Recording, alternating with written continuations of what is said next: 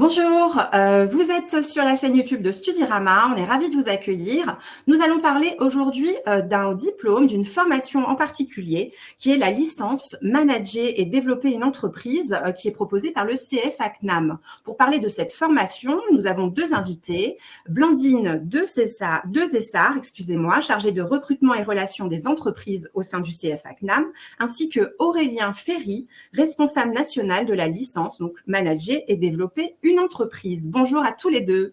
Bonjour. Bonjour. Bonjour Yasmina.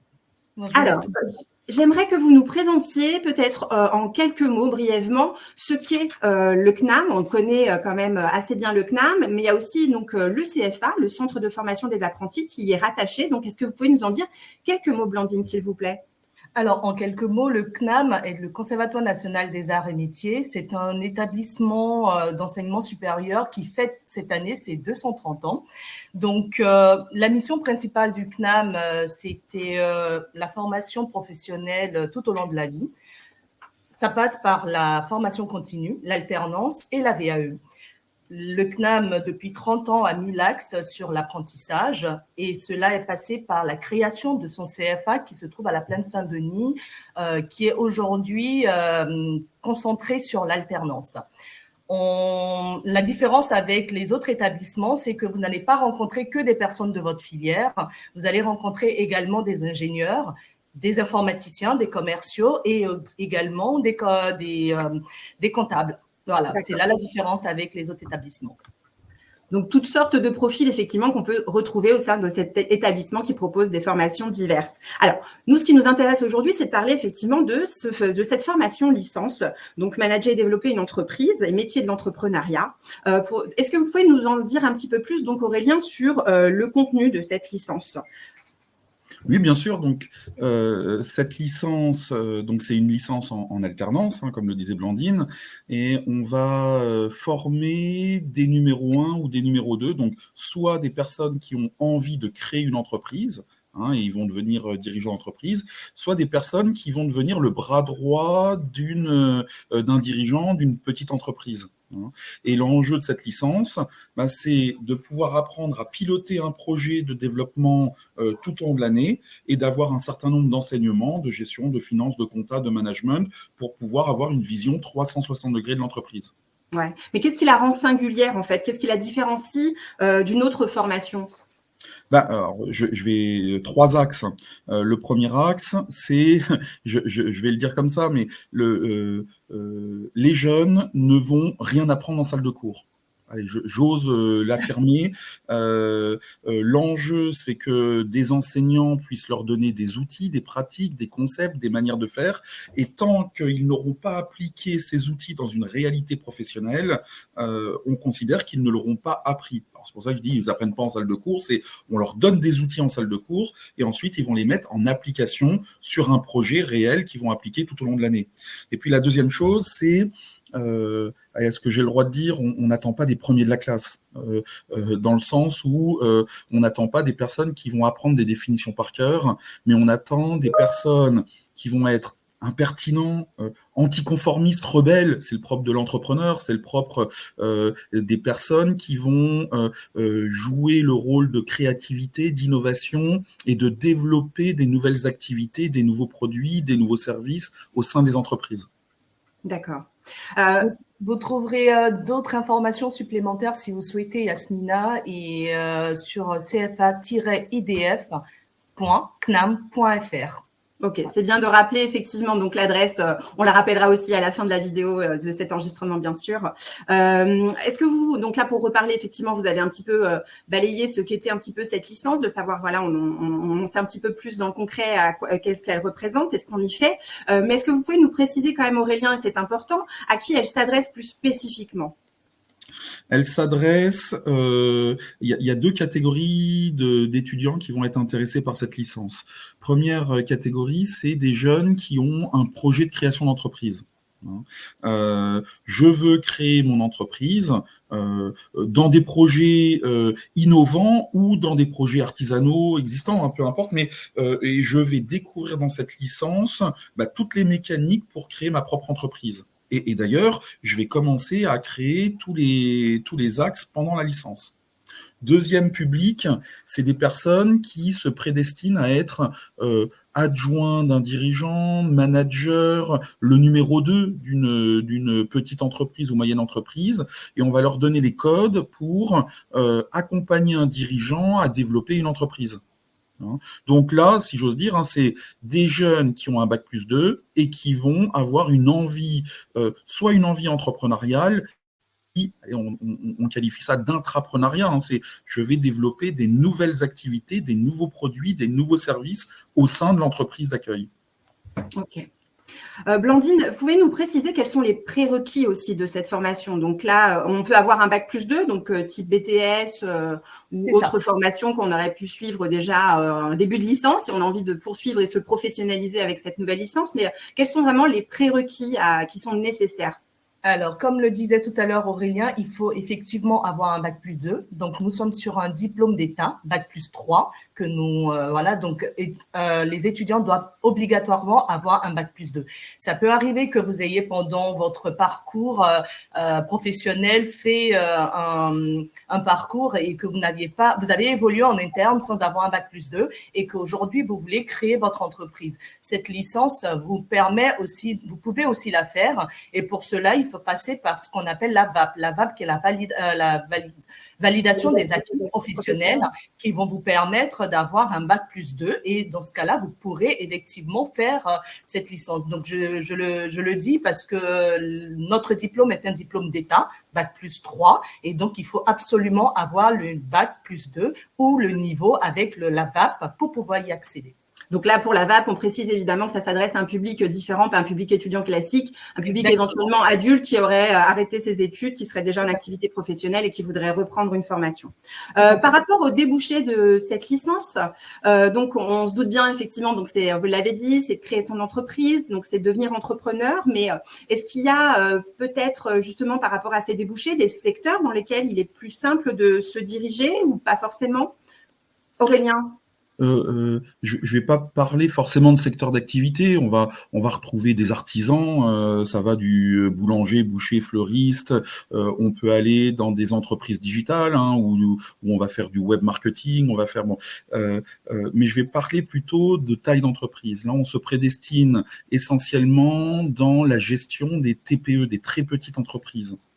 Et l'enjeu, c'est qu'on puisse donner 3 cordes aux arcs des jeunes. La première chose, c'est apprendre qu'une petite entreprise aujourd'hui est soumise à un ensemble de pressions, des transitions, on appelle ça des transitions.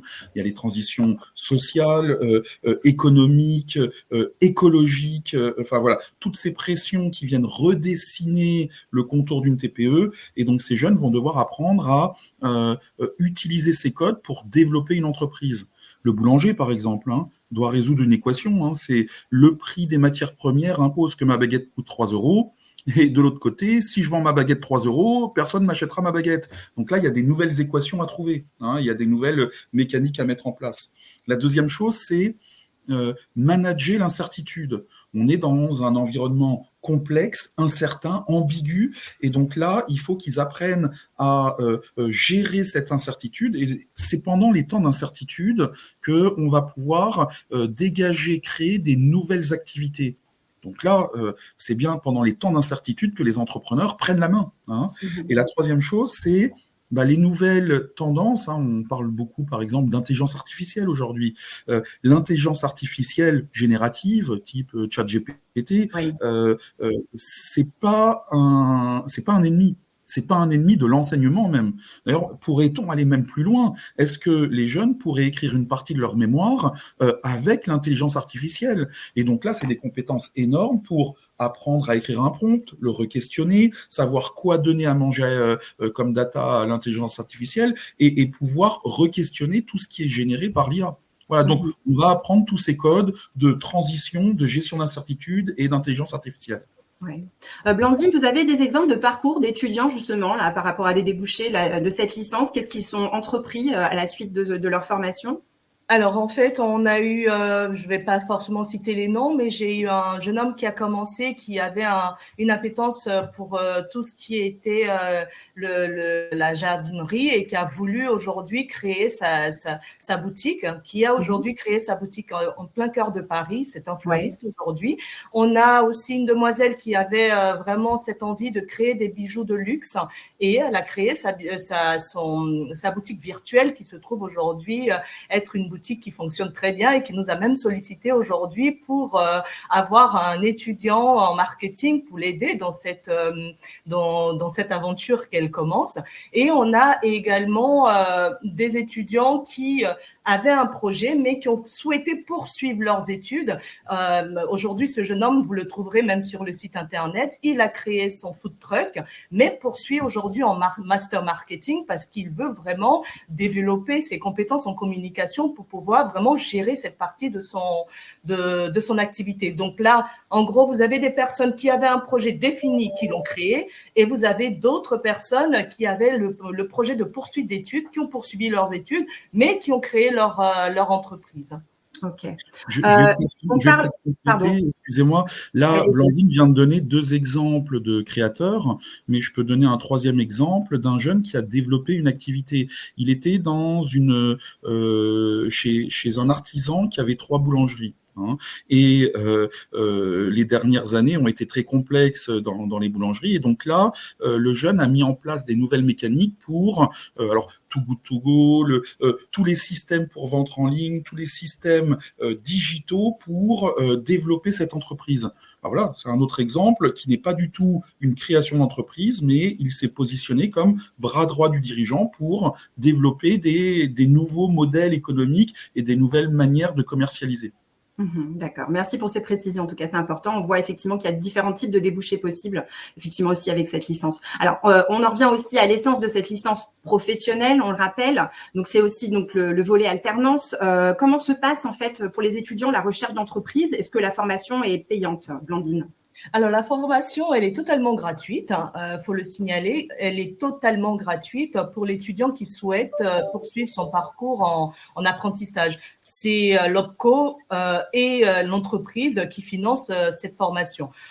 L'étudiant est rémunéré pour cette formation également et donc il suit une formation et il apprend en même temps dans une entreprise en relation avec la formation qu'il suit.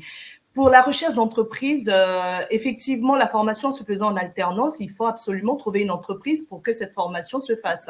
Je suis chargée de recrutement et chargée de la relation entreprise. Donc, mon rôle, c'est de trouver des étudiants qui souhaitent faire cette formation, de faire la promotion de la formation et derrière, de les accompagner pour qu'ils puissent trouver une entreprise. Et cela passe par les partenaires que le CNAM a. Aujourd'hui, grâce à la renommée du CNAM, on a des entreprises qui nous font confiance et qui nous sollicitent systématiquement pour avoir des apprentis en interne.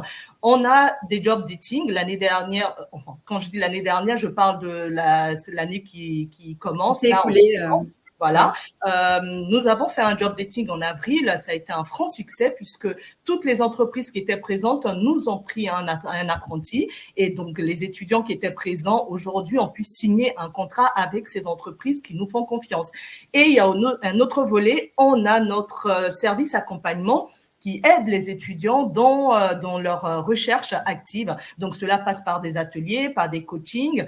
Ils les aident à refaire leur CV parce qu'effectivement, certains, quand ils arrivent, leurs CV sont vraiment très scolaires. Et nous, on est sur des formations qui sont professionnalisantes. Et donc, du coup, on les aide à refaire leur CV pour que le CV soit attractif.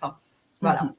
Donc, un réel accompagnement qui est mis en place avec le CFA CNAM. Alors, juste pour conclure, vraiment, est-ce que vous pouvez me rappeler où a lieu donc la formation, donc où se situe l'établissement, où est-ce qu'on peut le suivre? Et on va conclure avec l'adresse web également, on va la rappeler puisque vous l'aviez donnée tout à l'heure, mais c'est important, on la retrouvera également dans le descriptif YouTube de cette vidéo. Donc, je ne sais pas si vous précisez.